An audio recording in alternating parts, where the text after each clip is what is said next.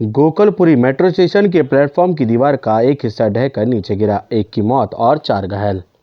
Platform के 50 metre लंबी दीवार अचानक भरभरा कर नीचे आ गिरी। उस वक्त स्टेशन के नीचे से गुजर रहे 5 लोग इसके मलबे की चपेट में आ गए। दिल्ली मेट्रो की पिंक लाइन के गोकुलपुरी मेट्रो स्टेशन के प्लेटफॉर्म की एक दीवार का हिस्सा ढहने से एक शख्स की मौत हो गई, जबकि 4 अन्य घायल हो गए। घायलों में से एक की हालत गंभीर बनी हुई है। मलबे से कुछ दोपहिया वाहन भी क्षतिग्रस्त हुए हैं। इस मामले में दिल्ली मेट्रो ने जांच के आदेश दिए हैं।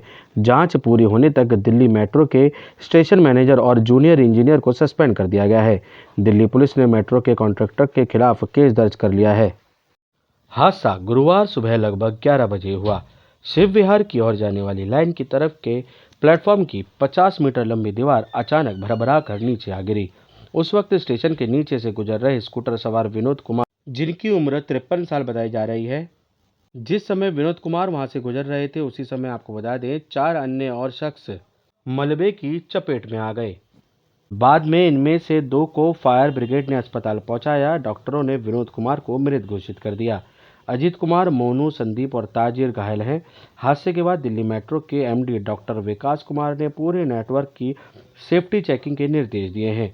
मेट्रो ने मृतक के परिजनों को 25 लाख रुपए, गंभीर रूप से घायलों के लिए 5 लाख और मामूली घायलों के लिए 1-1 लाख रुपए के मुआवजे का ऐलान किया है। दिल्ली मेट्रो ने हादसे की जानकारी कमिश्नर मेट्रो रेलवे को सौंप दी है। DCP north east doctor Joy Tirkey ने बताया कि दिल्ली मेट्रो की पिंक लाइन के गोकुलपुरी मेट्रो स्टेशन पर हादसे की कॉल गुरुवार सुबह करीब 11 बजे मिली। प्लेटफॉर्म के ईस्ट की ओर बनी एक तरफ की दीवार स्लैब समेत सड़क पर गिर गई। करीब 50 मीटर लंबी दीवार और स्लैब का मलबा वहां गुजर रहे 2 व्हीलर्स पर गिर गया। गोकुलपुरी थाना बिल्कुल करीब होने से पुलिसकर्मी भी तुरंत वहां पहुंच गए। पुलिस और पब्लिक ने दोनों घायलों को तुरंत निकाल लिया, लेकिन 2 मलबे के नीचे ही दबे रह गए। फायर ब्रिगेड की 4 गाड़ियां मौके पर पहुंच गईं। फायर कर्मियों ने पहले रस्सियों के जरिए जख्मियों को निकालने की कोशिश की, लेकिन रस्सी टूट गई और फिर उन घायलों को करीब जाकर निकालना पड़ा। इनमें से विनोद कुमार की मौत हो गई। इस हादसे के बाद बहुत से सवाल जहन में उठ रहे हैं। मेंटेनेंस या कंस्ट्रक्शन में लापरवाही से हादसा हुआ। गोकुलपुरी हादसे के बाद अब सिविल स्ट्रक्चर के निर्माण या देखरेख में अनदेखी की आशंका जताई जा रही है। मेट्रो लाइनों के निर्माण से जुड़े कुछ एक्सपर्ट्स का मानना है कि इस मामले में निश्चित रूप से या तो कंस्ट्रक्शन के समय या फिर मेंटेनेंस के दौरान कोई न कोई लापरवाही बरती गई है।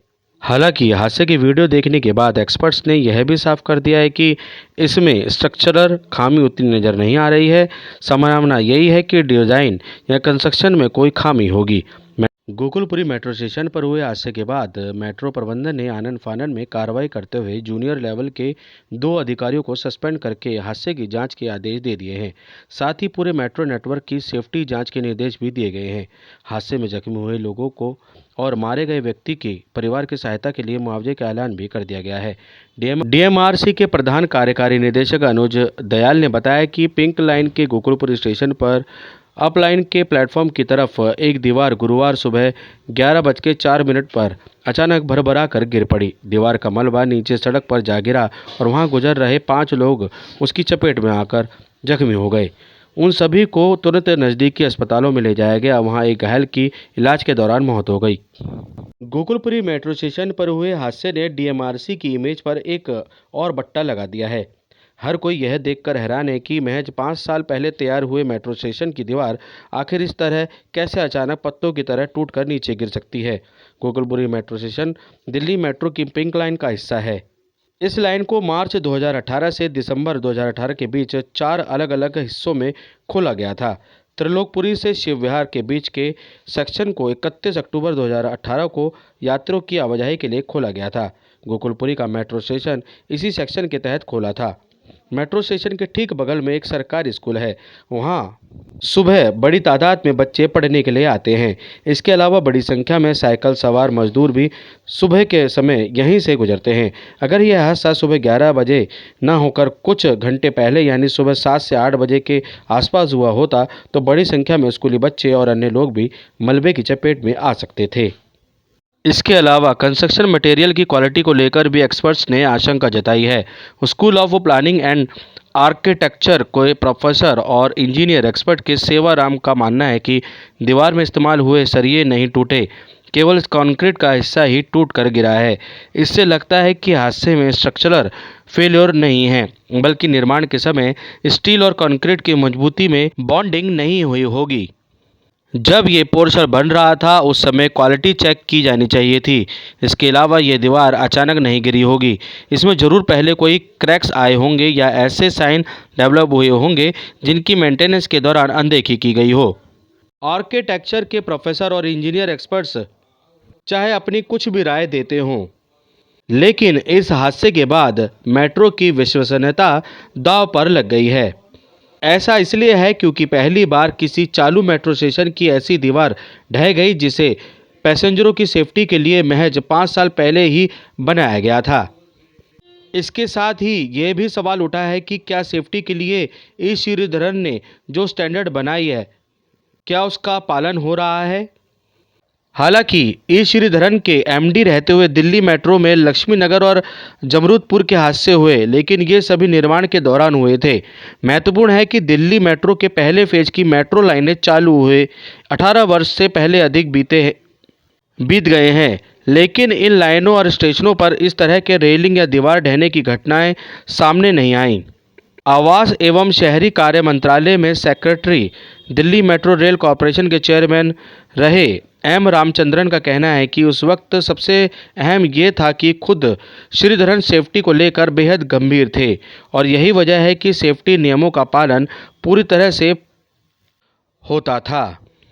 यही वजह है कि तेजी से काम कराने के बावजूद वे निर्माण करने वाले कॉन्ट्रैक्टर पर पूरा कंट्रोल रखते थे।